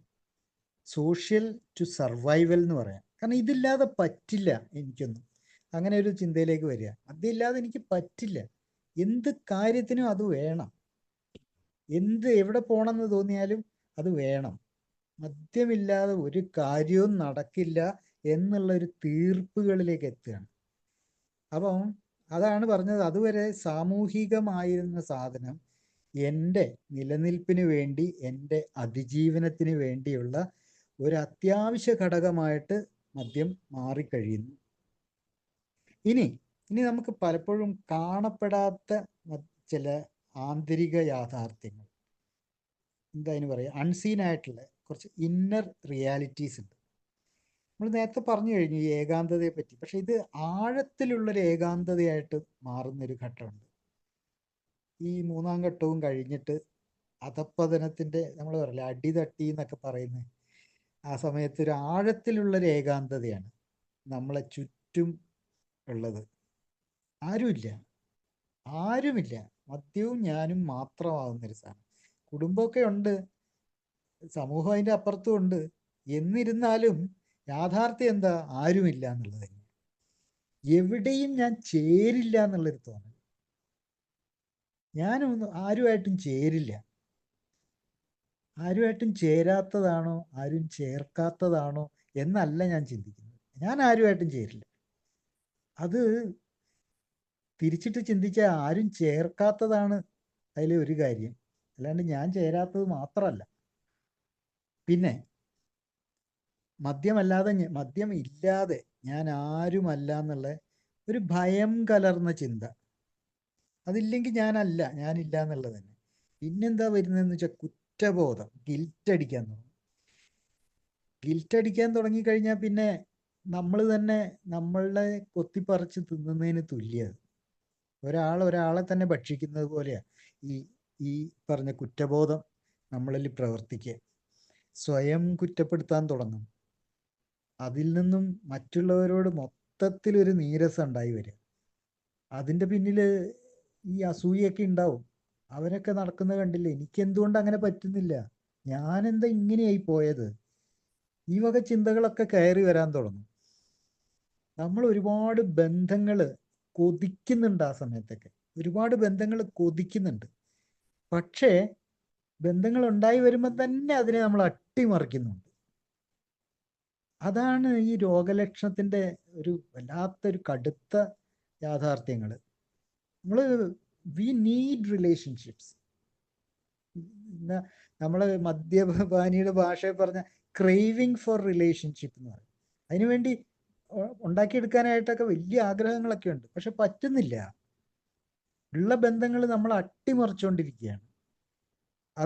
അതാണ് അതിൻ്റെ ആ ആന്തരിക യാഥാർത്ഥ്യം എന്ന് ഞാൻ സൂചിപ്പിച്ചത്. ഇനി നമുക്ക് മറ്റൊരു ആംഗിളിലൊന്ന് ഇതിനെ പിടിക്കാം. സമൂഹം എങ്ങനെയാണ് മദ്യത്തെ എങ്ങനെയാണ് നോക്കിക്കാണുന്നത്? സമൂഹം എങ്ങനെയാണ് മദ്യത്തെ നോക്കിക്കാണുന്നത്? അതൊരു കുഴപ്പം പിടിച്ചൊരു നോട്ടാണത്. ഇതിൽ പല പ്രായക്കാരും ഉള്ളതുകൊണ്ട് എൻ്റെയൊക്കെ എനിക്ക് 64 വയസ്സ് കഴിഞ്ഞു. അപ്പം എൻ്റെയൊക്കെ ഒരു പ്രായത്തിലുള്ള ഒരു കാഴ്ചപ്പാടാണോ അത് എന്നെനിക്കൊരു സംശയമുണ്ട്. പുതിയ കുട്ടികൾ അങ്ങനെയാണോ കാണുന്നതെന്ന് എനിക്കറിയില്ല. എന്നിരുന്നാലും സമൂഹം മദ്യത്തെ നോക്കിക്കാണുന്ന ഒന്ന് അതിൻ്റെ ഒരു ആണത്തപരമായിട്ടുള്ള ഒരു പരിവേഷമാണ്. ഇന്നത് മാറിയിട്ടുണ്ട്. ഇന്ന് ആണത്തം അല്ല മദ്യം, ഇന്ന് പെണ്ണത്വം ഉണ്ട്, ട്രാൻസ് ഉണ്ട്, ട്രാൻസ്ജെൻഡറിസം ഉണ്ട്, അപ്പോൾ ക്വേർ ഉണ്ട്. അവരെല്ലാം മദ്യപിക്കുന്നവരും അതിൽ തന്നെ മദ്യാസക്തരും ഉണ്ടായി വരുന്നുണ്ട്. മുമ്പും ഉണ്ടായിട്ടുണ്ടാവും, പക്ഷെ അവരൊന്നും പുറത്തേക്ക് അത് പറയാതിരുന്നതായിരിക്കാം. മുമ്പും സ്ത്രീകൾ ഇഷ്ടം പോലെ മദ്യാസക്തരായി മാറിയിട്ടുണ്ട്, പക്ഷെ അത് പുറത്തെത്തിയിട്ടില്ല. ഇപ്പം അത് പക്ഷെ പ്രകടമായിട്ടും പുറത്തേക്ക് വരുന്നുണ്ട്. പിന്നെ പരസ്യമായിട്ടുള്ള മദ്യപാനം എല്ലാ ജെൻഡറിലുള്ളവരും നടത്താൻ തുടങ്ങിയിട്ടുണ്ട്. അപ്പം നമുക്ക് ആ ആണത്തം സമൂഹം കൽപ്പിച്ചു എന്നുള്ളത് അത് ശരിയാണെന്ന് എനിക്ക് തോന്നുന്നില്ല. പിന്നെ ഒന്ന് മോഡേൺ, അതിൻ്റെ ഒരു ആധുനികതയുടെ ഒരു ഭാഗമായിട്ട്, അതായത് ഞാൻ മദ്യപിക്കുന്നത് ഞാൻ അത്രമാത്രം എൻ്റെ ചിന്തയും ഒക്കെ അത്രയും ആധുനികനായത് കൊണ്ടാണ് എന്നുള്ളത്, ആ ഒരു രീതിയിലും കാണാൻ പറ്റും. സമൂഹം മദ്യത്തെ നോക്കി കാണുന്നുണ്ട് എന്നുള്ളതാണ്. മറ്റൊന്ന്, ഇപ്പോഴും അന്നും ഇന്നും ഒക്കെ ഉള്ളൊരു സാധനം, സമ്മർദ്ദത്തിൻ്റെ ഒരു നിവാരണ ജലം, അങ്ങനെ കൂട്ടാം, ഒരു സ്ട്രെസ് ഇല്ലാണ്ടാക്കാൻ വേണ്ടിയിട്ട് കഴിക്കുന്ന ഒരു പാനീയം എന്നുള്ള രീതിയിൽ മദ്യത്തെ സമൂഹം നോക്കി കാണുന്നുണ്ട്. അതായത് നമുക്ക് ജോലി സ്ഥലത്തുള്ള വലിയ പ്രഷറുകൾ ഉണ്ടാവില്ല, സമ്മർദ്ദങ്ങൾ ഇഷ്ടമാതിരി ഉണ്ടാവും, അല്ലെങ്കിൽ കുടുംബത്തിലെ ഉത്തരവാദിത്തങ്ങൾ, ഇതെല്ലാം ഒരു പ്രഷർ സോൺസാണ്. അല്ലെങ്കിൽ നമ്മൾ നടത്തുന്ന കച്ചവടത്തിൽ നിന്നുണ്ടായി വരുന്ന സ്ട്രെസ്സ്. അപ്പം ഇതിൽ നിന്നൊക്കെ ഒരു റിലീഫ് കിട്ടാൻ വേണ്ടിയിട്ട്, ഇന്നൊക്കെ ഒന്ന് അനായാസമായിട്ട് മനസ്സിനെയൊക്കെ ഒന്ന് മാറ്റിയെടുക്കാൻ വേണ്ടി കുറച്ച് കള്ളുടി മദ്യപിക്കുന്നതിൽ തെറ്റൊന്നുമില്ല എന്ന് സമൂഹം പലപ്പോഴും സമ്മതിക്കാറുണ്ട് എന്നുള്ളതാണ്.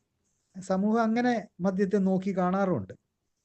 പിന്നെ മിക്കപ്പോഴും കുടുംബവും അത്ര വലിയൊരു പ്രശ്നമൊന്നും ആക്കുന്നൊന്നുമില്ല ഈ മദ്യപാനത്തെ. അത് ഇച്ചിരി കഴിച്ചാൽ ഇപ്പം എന്നാ എന്നൊക്കെയുള്ള രീതിയിൽ. കാരണം മിക്ക കുടുംബങ്ങളിലും ഒരാളെങ്കിലും കാണും മദ്യം കഴിക്കുന്ന ഒരാൾ. അപ്പോൾ അവരതൊക്കെ കണ്ട് ശീലിച്ചതാണ്. അതുകൊണ്ട് തന്നെ അതിനത്ര വലിയൊരു പ്രോബ്ലമാറ്റിക് ആയിട്ടൊന്നും ഒരു കുടുംബവും പലപ്പോഴും കാണാറില്ല എന്നുള്ളതാണ്.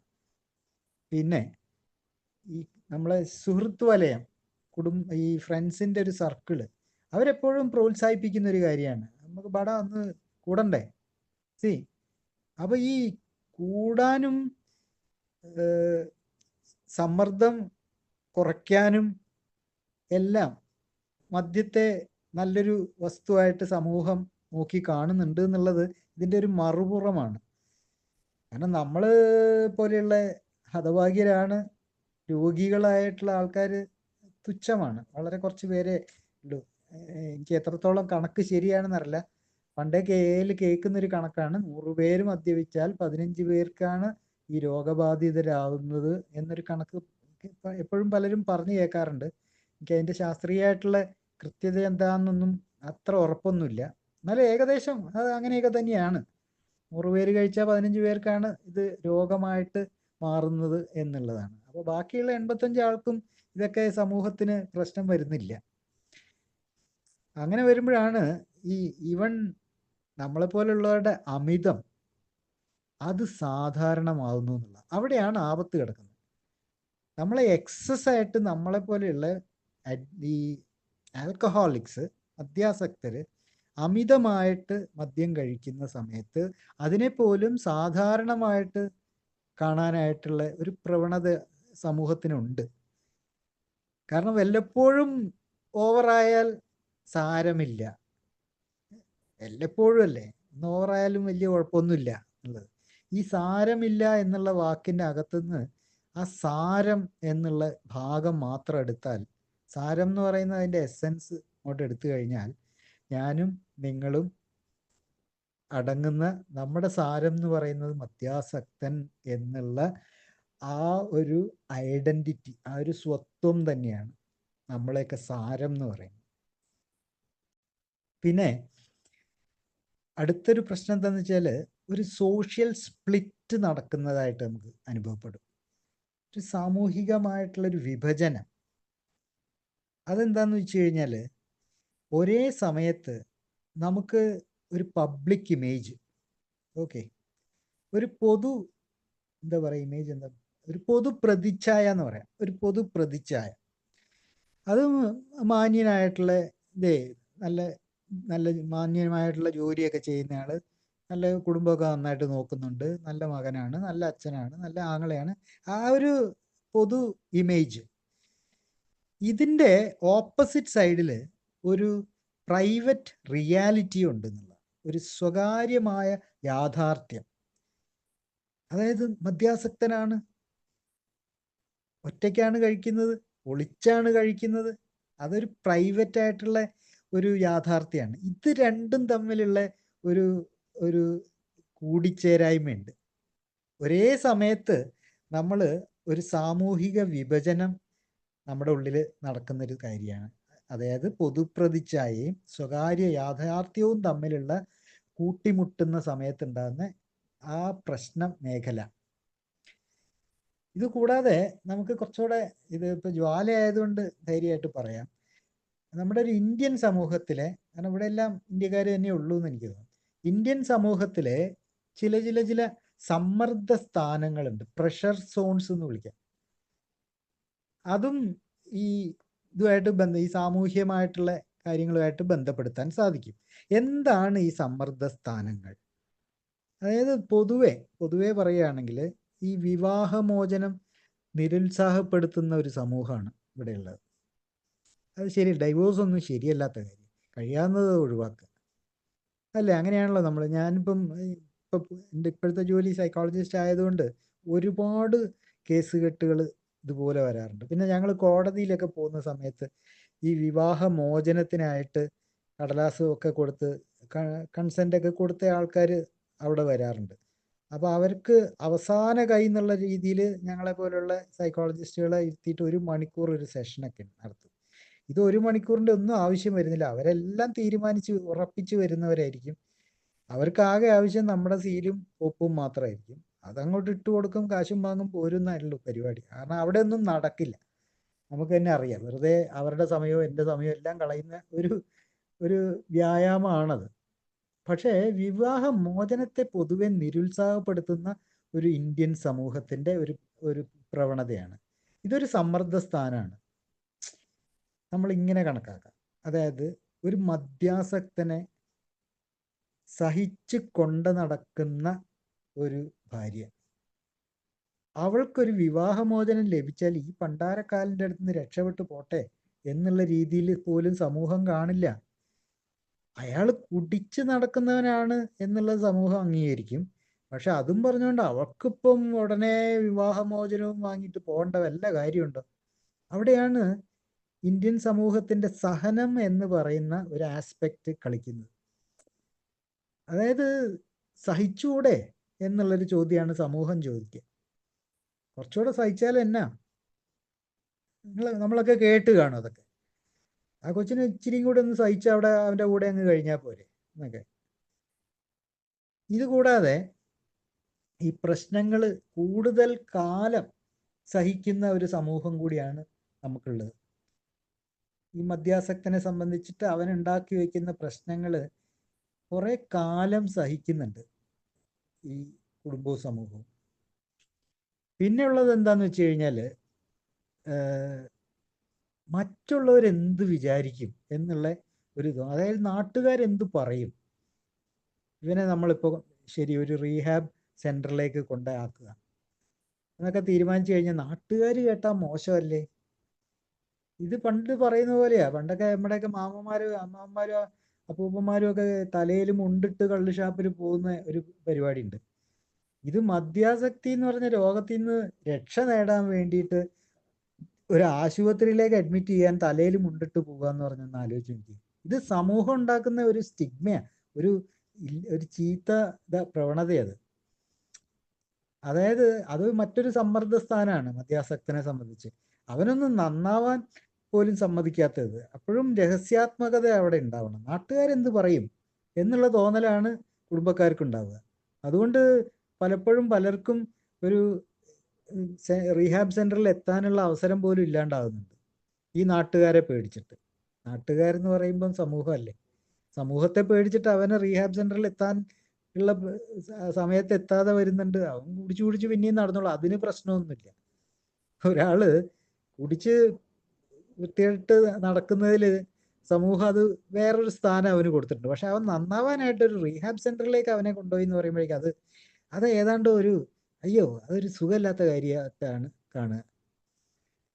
ആസക്തി, നമ്മളെ ബാധിച്ചിട്ടുള്ള മദ്യാസക്തി ഇതൊരു രോഗമാണെന്ന് പോലും സമൂഹത്തിന് അറിയില്ല എന്നുള്ളതാണ് മറ്റൊരു വലിയൊരു ട്രാജഡി. നിങ്ങൾ ആലോചിച്ചാൽ മതി, നമുക്കറിയില്ലായിരുന്നു. ഞാനൊക്കെ ഏയിൽ വന്നതിന് ശേഷമാണ് ഇതൊരു രോഗമാണെന്ന് മനസ്സിലാക്കുന്നത്. പിന്നെയാണ് നമ്മൾ ഇതിനെപ്പറ്റിയൊക്കെ അത്യാവശ്യം ഇങ്ങനെ പഠിക്കാനൊക്കെ തുടങ്ങിയ സമയത്താണ് ഒരു കൗതുകകരമായിട്ടുള്ള ഒരു വസ്തുത ഒരു ദിവസം കിട്ടിയത്. അത് ഇവിടെ ഷെയർ ചെയ്യാമെന്ന് എനിക്ക് തോന്നുന്നു. അതായത് നമ്മളെ ഈ ഡോക്ടർ ഭാഗം പഠിക്കാൻ MBBS പഠിക്കുന്ന ഒരു വിദ്യാർത്ഥി, അവൻ്റെ 5-6 കൊല്ലത്തെ പഠനമാണത് ആണല്ലോ. ഹൗസ് സർജൻസി എല്ലാം കഴിഞ്ഞ് ഇറങ്ങുമ്പോൾ 6 വർഷത്തോളം എടുക്കുന്നുണ്ട്. ഈ 6 വർഷത്തെ മെഡിസിൻ പഠനത്തിനിടയിൽ അവന് 10 പേജിൽ താഴെ മാത്രമേ ആൽക്കഹോളിസം എന്നുള്ളതിനെ പറ്റി പഠിക്കാനുള്ളൂ. എന്ന് ആലോചിച്ച് നോക്കിയേ, അത്രയേ ഉള്ളൂ ഗൗരവം. ഞാൻ പറയുന്നത് MBBSന് പഠിക്കുന്ന ഒരു കുട്ടി ഈ ആൽക്കഹോളിസത്തിനെ പറ്റി ഇത്രയും കുറച്ച് മാത്രമേ അവന് പഠിക്കാനുള്ളൂ. ബാക്കി ഓരോ രോഗത്തെ പറ്റിയിട്ടും ഓരോ അധ്യായങ്ങളുണ്ട്. ആ സമയത്താണ് ചുരുങ്ങിയ പേജിലാണ് ആൽക്കഹോളിസം എന്ന് പറയുന്ന രോഗം ഇപ്പോഴും ഒരു മെഡിസിൻ പഠന വിദ്യാർത്ഥിയുടെ സിലബസിൽ കിടക്കുന്നത്.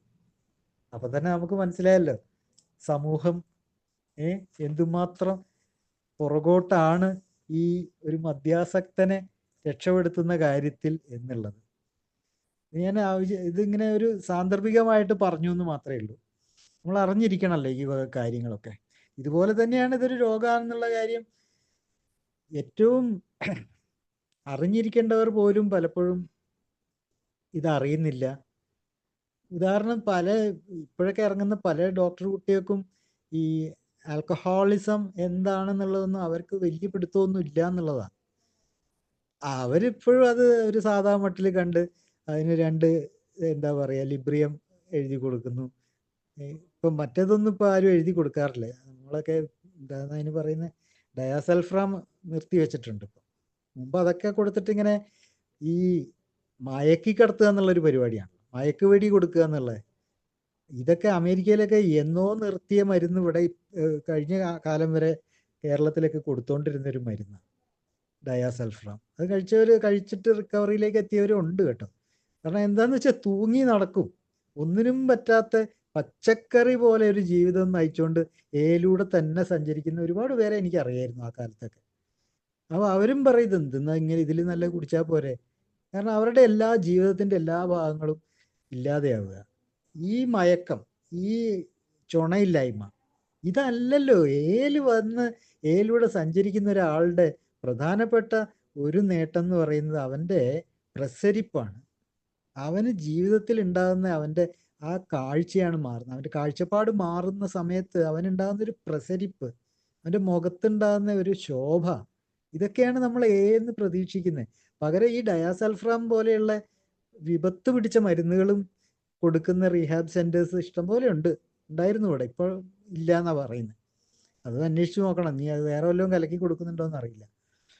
ഈ സമൂഹം മദ്യാസക്തനും തമ്മിലുള്ള കോൺട്രഡിക്ഷൻ, വൈരുദ്ധ്യത്തിനകത്ത് ഒരു കാര്യം പറയാതെ പോകാൻ പറ്റില്ല.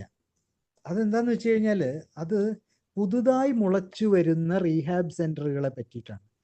മദ്യമോചനത്തിന് വേണ്ടിയിട്ടുള്ള ആശുപത്രികൾ ഒരുപാട് ഇപ്പം മുളച്ചു പൊന്തി വരുന്നുണ്ട്. അതിൻ്റെ പിന്നിൽ പ്രവർത്തിക്കുന്ന ചേതോവികാരം മറ്റൊന്നുമല്ല, സാമ്പത്തിക ലാഭം മാത്രമാണ്. അല്ലാതെ ഒരു മദ്യാസക്തനെ രക്ഷപ്പെടുത്തണം എന്ന് മുമ്പൊക്കെ ഉണ്ടായിരുന്ന ആ ചിന്തയിൽ നിന്ന് വിട്ടുമാറിയിട്ട് എങ്ങനെ ഒരു മദ്യാസക്തനെ വെച്ചുകൊണ്ട് കാശുണ്ടാക്കാം എന്നുള്ള ചിന്തയിലേക്കാണ് സമൂഹം എത്തിയിട്ടുള്ളത്. ഇതൊരു കടുത്ത യാഥാർത്ഥ്യം തന്നെയാണ്. ഞാൻ ഈ അടുത്ത് ഇതിനെപ്പറ്റി ചെറിയൊരു പഠനം പോലെ നടത്തിയിരുന്നു. ഓരോ റീഹാബ് സെൻറ്ററിലും അവിടുത്തെ ട്രീറ്റ്മെൻറ്റ് എങ്ങനെയാണ്, അവിടെ എത്ര രൂപ ചിലവാകും. കാരണം നമ്മുടെ അടുത്ത് എത്തുന്ന ഒരാളോട് നമ്മൾ പറഞ്ഞു കൊടുക്കുന്നത് അവിടെ പോയാൽ മതി, അവിടെ എത്രയാവും. അപ്പോൾ എല്ലാവരും ചോദിക്കുന്ന ചോദ്യം അതായിരിക്കും, കാശ് എത്ര ചിലവാകും സാറേ എന്ന് ചോദിക്കും. അപ്പം നമുക്ക് പറഞ്ഞു കൊടുക്കാൻ അറിഞ്ഞിരിക്കണം. ഇതൊരു ലിസ്റ്റൊക്കെ ഉണ്ടാക്കി വെച്ചപ്പോഴാണ് ഇതിൻ്റെ പിന്നിൽ നമ്മളെപ്പോലുള്ള ഗതികെട്ട ആത്മാക്കളെ കൊണ്ടിട്ട് കാശുണ്ടാക്കാനായിട്ട് എങ്ങനെ തോന്നുന്നു മനുഷ്യർക്ക് എന്നുള്ളത്. പക്ഷെ അതാണ് സാമൂഹ്യ യാഥാർത്ഥ്യം. സമൂഹം അങ്ങനെയാണ് കെട്ടിപ്പടുത്തിരിക്കുന്നത്. എന്ത് ചെയ്താലും അതിൽ നിന്നും ലാഭം കൊയ്യുക എന്നുള്ള സമൂഹ മനസ്സിൻ്റെ ഭാഗമായിട്ട് റീഹാബ് സെൻറ്ററുകൾ പോലും അധപ്പതിച്ചു എന്ന് എനിക്ക് കണ്ടോ. ആ വാക്ക് പോലും ഉപയോഗിക്കാൻ എനിക്കൊരു ഭയപ്പാടുണ്ട്. അധപ്പതിച്ചു എന്ന് തന്നെയാണ് പറയേണ്ടത്.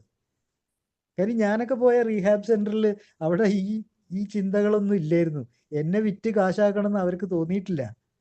ഒരാൾ നന്നാവുകയാണെങ്കിൽ നന്നാവട്ടെ, ഒരാൾ നന്നായാൽ ഒരു കുടുംബം നന്നാവും, ഒരു കുടുംബം നന്നായാൽ സമൂഹം നന്നാവും എന്നൊക്കെയാണ് ഞാൻ അവിടെ നിന്നൊക്കെ കേട്ടിട്ടുള്ളത്. അതൊക്കെ മാറിയിട്ട് ഈ 2026 എത്തിയപ്പം മദ്യാസക്തനെ മദ്യത്തിൽ നിന്നും മോചനം ലഭിക്കുവാനായിട്ടുള്ള സ്ഥാപനങ്ങൾക്ക് പ്രധാന കണ്ണ് പണം, പണം, പണം. ആ ഒരു രീതിയിലേക്കാണ് സമൂഹം ഇങ്ങനെ എത്തിപ്പെട്ട് നിൽക്കുന്നത്. അപ്പോൾ അതും നമ്മൾ അറിഞ്ഞിരിക്കേണ്ട ഒരു കാര്യമാണ്.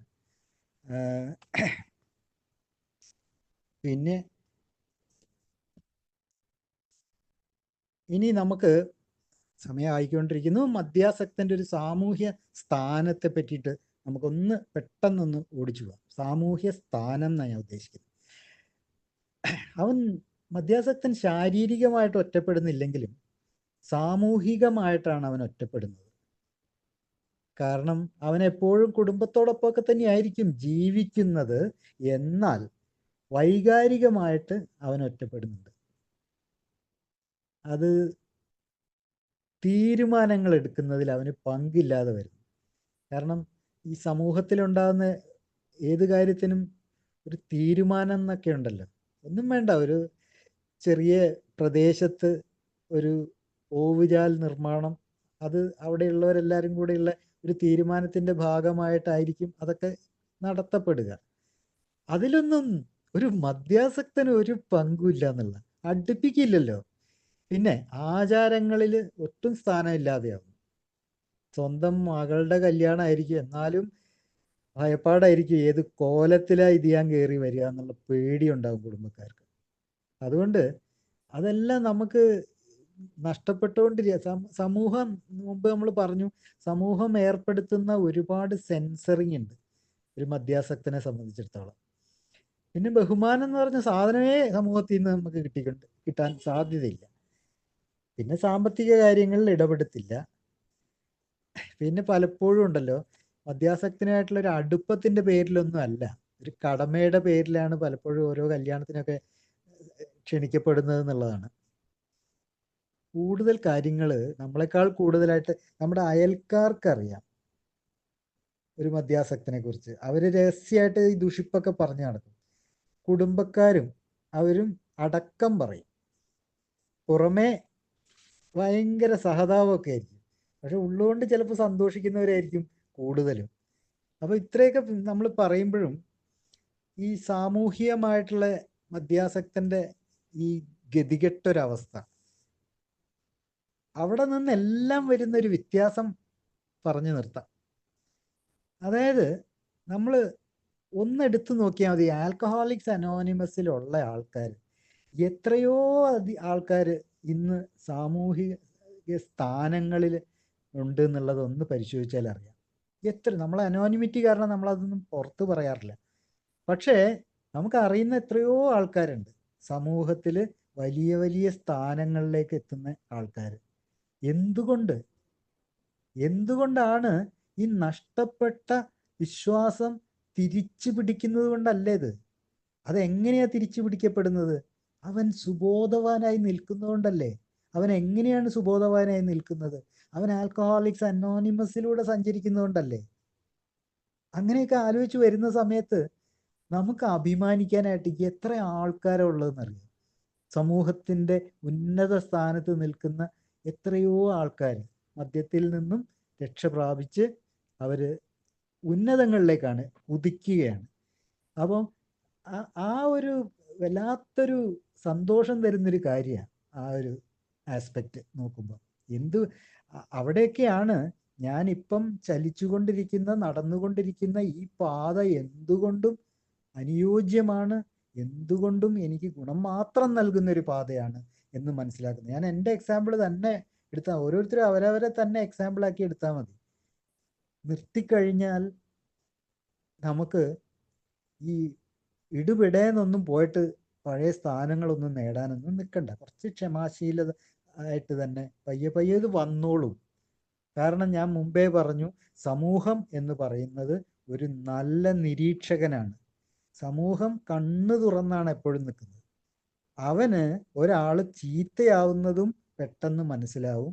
ഈ ചീത്തയായ ആൾ തന്നെ വീണ്ടും നന്നായി വരുന്നതും അവൻ കാണുന്നുണ്ട്. അപ്പം അതുകൊണ്ട് സമൂഹത്തിൻ്റെ സൂക്ഷ്മ നേത്രങ്ങൾക്കുള്ളിൽ തന്നെയാണ്, ആ റഡാറിൽ തന്നെയാണ് മദ്യാസക്തൻ നിലകൊള്ളുന്നത്. അതുകൊണ്ട് ഈ സോബറായിട്ടുള്ള മദ്യാസക്തന്, സുബോധവാനായിട്ടുള്ള മദ്യാസക്തന് വീണ്ടും വീണ്ടും അവർ തന്നെ ക്ഷണിക്കുന്നുണ്ട് ഓരോ സ്ഥാനങ്ങളിലേക്കും, ഓരോ ഇതിലേക്കും. കഴിഞ്ഞ കോർപ്പറേഷൻ ഇലക്ഷനും ഈ ത്രിതല എന്താന്നാ പറയുന്നത്, തദ്ദേശ സ്വയംഭരണത്തിലെ ഇലക്ഷൻ്റെ ശേഷം എത്ര മെമ്പേഴ്സാണെന്നറിയോ അവിടേക്ക് കൗൺസിലറായിട്ടും അല്ലെങ്കിൽ പഞ്ചായത്ത് മെമ്പറായിട്ടും പഞ്ചായത്ത് പ്രസിഡൻ്റായിട്ട് വരെ മെമ്പേഴ്സ് കയറിയിട്ടുണ്ട്. ഇതെന്തുകൊണ്ടാണ്? അവൻ സമൂഹത്തിലെ ആ വിശ്വാസം പിടിച്ചെടുത്തു എന്നുള്ളത് സംശയമില്ലാതെ നമുക്ക് പറയാം. അതുകൊണ്ട് തന്നെ നമ്മളെ അത് കഴിഞ്ഞ ദിവസം എൻ്റെ ഒരു സുഹൃത്ത് ഈ പറഞ്ഞ പഞ്ചായത്ത് പ്രസിഡന്റിൻ്റെ പുള്ളിക്കാരനോട് ഞങ്ങൾ തന്നെ അവിടുത്തെ ഉള്ളൊരു പാർട്ടി ഒരു കാര്യം പറഞ്ഞിട്ട് അവസാനിപ്പിക്കാം. ഇത്രയേ പറഞ്ഞിട്ടുള്ളൂ. എടാവേ, നീ ഇപ്പോൾ ഏതായാലും ഇത്രയും നല്ല സ്ഥാനത്തൊക്കെ ഇരിക്കുകയല്ലേ, നീ കുറച്ചുകൂടെ ഒന്ന് ഉഷാറായിട്ട് നമ്മളെ മെസ്സേജ് പാസ് ചെയ്യാൻ ശ്രമിക്കുന്നു. ഇത് രസമുള്ളൊരു സ്റ്റേറ്റ്മെൻറ്റാ. അതായത് നമ്മളൊക്കെ PI വർക്ക് ചെയ്യുന്ന ആൾക്കാരാണ്. അപ്പോൾ ആ പബ്ലിക് ഇൻഫർമേഷൻ എത്തിക്കാനായിട്ട് ഒരു ഉന്നത സ്ഥാനത്തിരിക്കുന്ന ഒരാൾക്ക് കൂടുതൽ കഴിയും. ഞാനോ നിങ്ങളോ വിചാരിക്കുന്നതിനേക്കാളും കൂടുതലായിട്ടൊരു സ്ഥാനം വഹിക്കുന്ന ഒരാൾക്ക് കഴിയും. അയാളുടെ അനോണിമിറ്റി കീപ്പപ്പ് ചെയ്തുകൊണ്ട് തന്നെ അയാൾക്ക് ചെയ്യാൻ സാധിക്കും. അപ്പോൾ അതാണ് ഈ സ്ഥാനലബ്ധിക്കൊക്കെ കൂടെ തന്നെ അനുബന്ധമായിട്ട് ഇങ്ങനൊരു പ്രവർത്തനം കൂടെ ചെയ്യാനായിട്ട് കൂടുതൽ അയാൾക്ക് സാഹചര്യം ഒരുക്കുന്നു എന്നുള്ളതാണ് ഒരു നല്ല കാര്യം. അപ്പം അതുകൊണ്ട് തന്നെ നമ്മളാരും മോശക്കാരല്ല എന്നാണ് പറഞ്ഞു വരുന്നത്. മദ്യം നിർത്തി സുബോധവാനായിട്ട് ജീവിക്കുന്ന ഒരാൾ ഒരു തരത്തിലും മോശക്കാരനല്ല. ഒരു ഷെയറിങ് ഇതിൻ്റെ ഒരു സ്ഥലം വെച്ചിട്ട്, ഒരു മീറ്റിംഗ് ഹാളിൽ വെച്ചിട്ട് ഒരു വളരെ പ്രായം ചെന്ന ഒരാൾ പറഞ്ഞൊരു കാര്യം, അത് എൻ്റെ ഫൈനൽ വേർഡായിട്ട് എടുക്കുക. ഇനി വരാനിരിക്കുന്ന ഒരു കാലത്ത് ഈ ആനയുള്ള വീട്ടിൽ നിന്നൊക്കെ പണ്ട് പെണ്ണ് ചോദിച്ചു പോകുന്ന പോലെ ഏക്കാരനുള്ള വീട്ടിൽ നിന്ന് പെണ്ണ് ചോദിച്ച ആൾക്കാർ വരും. അതൊരു ബഹുമാനപ്പെട്ട ഒരു സ്ഥാനമായിട്ട് മാറും. ഒരു വീട്ടിൽ ഒരു ഏക്കാരനുണ്ടെങ്കിൽ അതൊരു വീടിൻ്റെ ബഹുമാനമായിട്ട് മാറും എന്നാണ് അദ്ദേഹം പറഞ്ഞു വെച്ചത്. ഇത്രയും പറഞ്ഞുകൊണ്ട് ഞാൻ പിന്മാറുകയാണ്.